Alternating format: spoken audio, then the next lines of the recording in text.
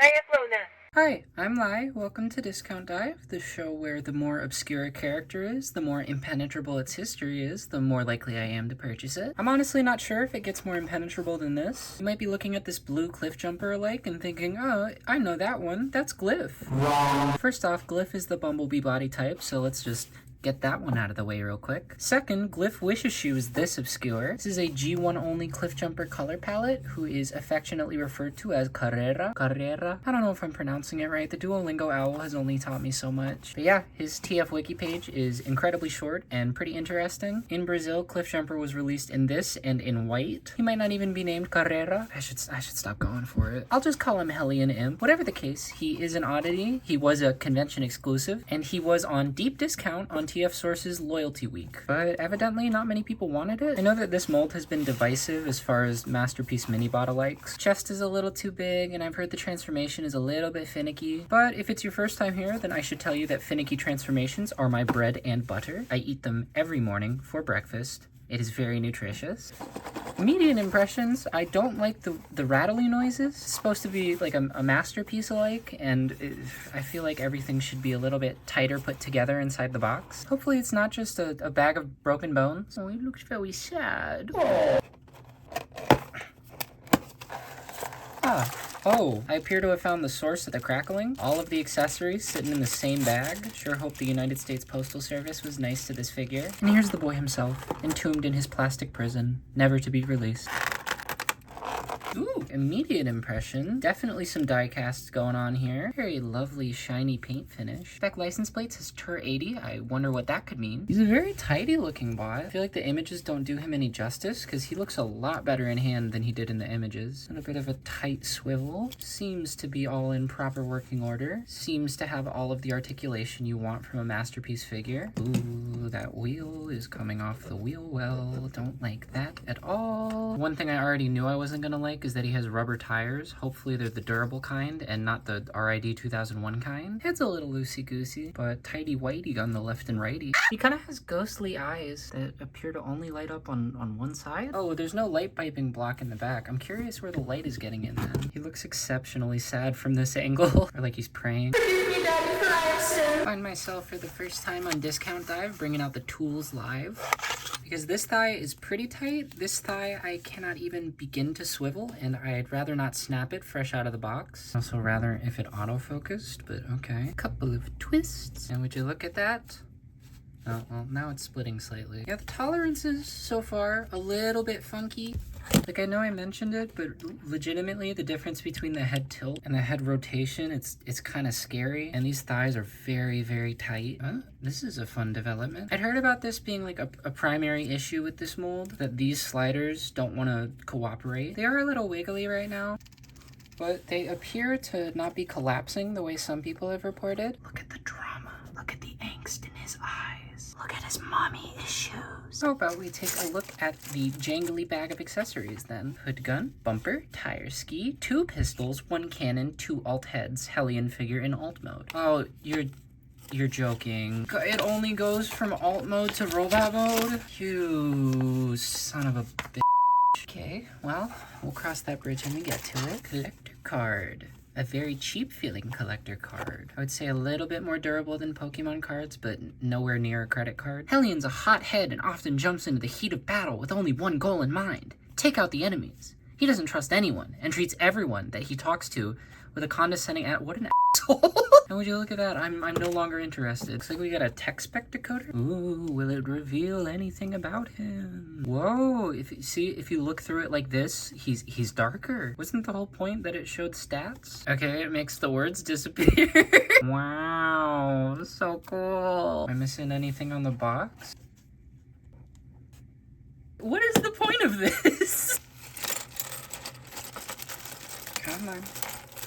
Please? Classic cliff jumper, classic it's difficult to say. Classic cliff jumper bazooka, classic cliff jumper bazooka, classic cliff, I give up. Accoutrement. This face doesn't seem notably different. Sadder? Is this one sad and this one is neutral? I can't tell what emotion he's feeling here. A little bit of a The head swap is simple enough. You just pop it off a little tab there, and he sure can hold that bazooka. It's a little finicky getting it tabbed into the hand, but once it's in there, it doesn't feel like it's gonna come out. Dual wheel, dual wheel, dual wheel, dual wheel, dual wheel, dual wheel, dual wheel, dual. A couple of things I've noticed playing around with him in the interim. I don't like whatever's going on here on the shoulder. If you move this forward too much, it starts to bend the clear plastic. Not a great look. Same on the other side. Makes a girl a little nervous. There are also tabs right here that are supposed to keep it locked in, but they just don't. Least favorite thing so far is trying to plug the gun into the little hood part. I don't think they accounted for the paint when they worked on the tolerances for this. And yes, I tried it without the gloves. It will not go in. I don't really care too much. I'm not attached to the idea of having him have his little gun in car mode. But if you were really looking forward to that, I hate to report it's going to be a struggle to get it in. And it's like, you know, it's like...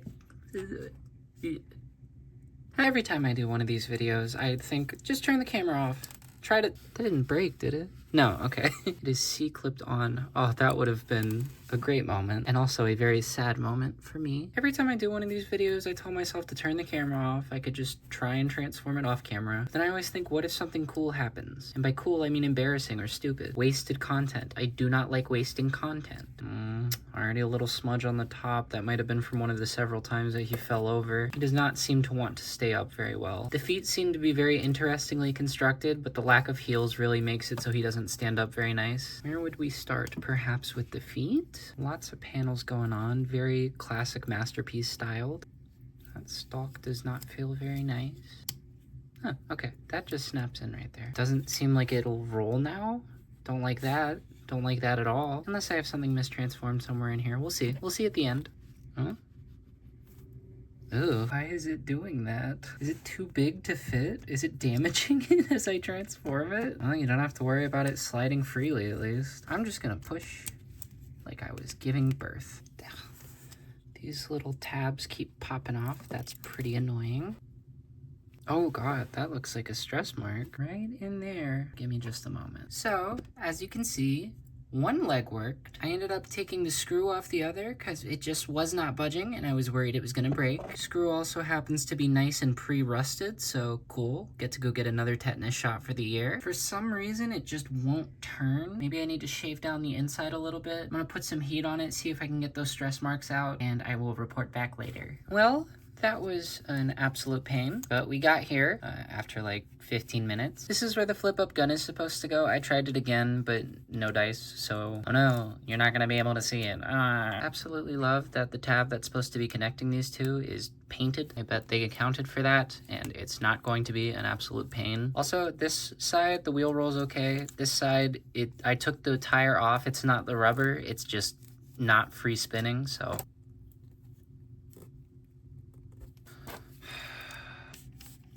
Even unscrewed slightly, they both squeak. The tolerances are all out of whack on this guy. I will get there. I will finish transforming him. Come on. Oh, come on. Please, I'm just a little guy. Please. Whoa. Come on. There's give. Give it to me. Give me the give. Okay. How about we try other parts of the transformation? I wonder how fun the arms will be. I hope they're not an overly paneled mess. A lot going on here. Okay. Oh, I did something in there. I'm starting to understand the complaints regarding this figure a little bit better. I'm not gonna pretend it's the worst thing I've ever transformed, but I'm certainly not having a good time with it. Fun little pre-scratched paint imperfection going on right here. Love it. Got the feet together. Whoa. Can you tell how much fun I'm having? Whoa. Even more QC issues on the paint on the windshield. Love it. I don't know. Paint problems wouldn't bother me that much. I'm very much more about hand feel, but his hand feel is terrible. So all of the little paint imperfections and the wheels not spinning, it's all just compounding into making this a pretty miserable experience. Hear that? A lot of fun I'm having right now. I know I should be doing it all on camera, but I am losing my mind. Discovered that part of what made the head so tight is there's a little piece of mold flash under there, and I was gonna get it, but then I am in hell. So The nicest thing I can say about this is it's not as bad as Boldform's Gladius. I would like to give a big thank you to MGO, because without his video, I would never have gotten this far. And I know that it's not quite complete, but these tabs on the bottom just refuse to peg in on both sides at once, so I'm calling it. I'm sick of it. It's been like over an hour of working on this thing, and I'm not having a good time. I am put in mind of the Fall Out Boy song, $20 Nosebleed, but instead of $20 nosebleed, I am having a $20 ball ache, and instead of $20, it was $25 plus shipping. I think that MMC's designers are great. I think they put out a lot of very good toys, but I think they flew a little too close to the sun and spent too much time fixating on the idea of a perfectly interiored masterpiece minibot, and they did not stop to ask themselves if they should. They only asked, could we?